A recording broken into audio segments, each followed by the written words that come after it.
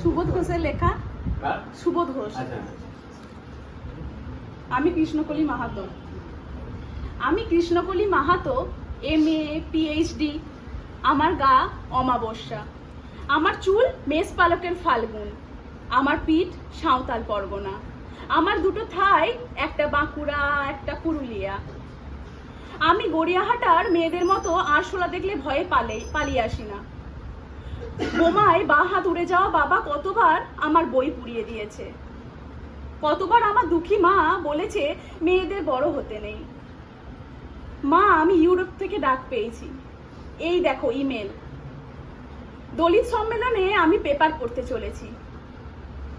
মা, আমি Krishnakoli Mahato, MA PhD। আমি যার কাছে PhD করতাম সেই প্রফেসর আমাকে রায়চকে নিয়ে যেতে চাইলেন। আমি বললাম, কেন রায়চক কেন? উনি বললেন, রায়চকে না গেলে PhD পূর্ণ হয় না। আমি বললাম, কেন? আমি আপনার ফ্ল্যাটে যেতেও পারি। উনি আঁতকে উঠলেন, না না, আমার বাড়ি না। আমার PhD 1 বছর পিছিয়ে গেল। আমি ফোন করলাম, স্যার আমি রায়চকে যাব। হোটেলের ঘরে তিনি আমার মুকুটমণিপুরে হাত দিলেন। আমি সাঁওতাল পরগনার হুক খুলে ফেললেন। হাঁ হয়ে দেখতে থাকলেন আমার বাঁকুড়া, আমার পুরুলিয়া।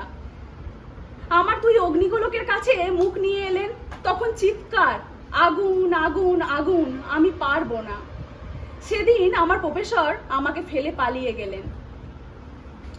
আমি কৃষ্ণকলি মাহাতো, MA PhD।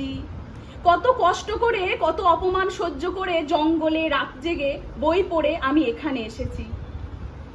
কেউ আমাকে জায়গা ছেড়ে দেয়নি, কেউ কাউকে জায়গা ছেড়ে দেয় না, না পুরুলিয়ায় না কলকাতায়।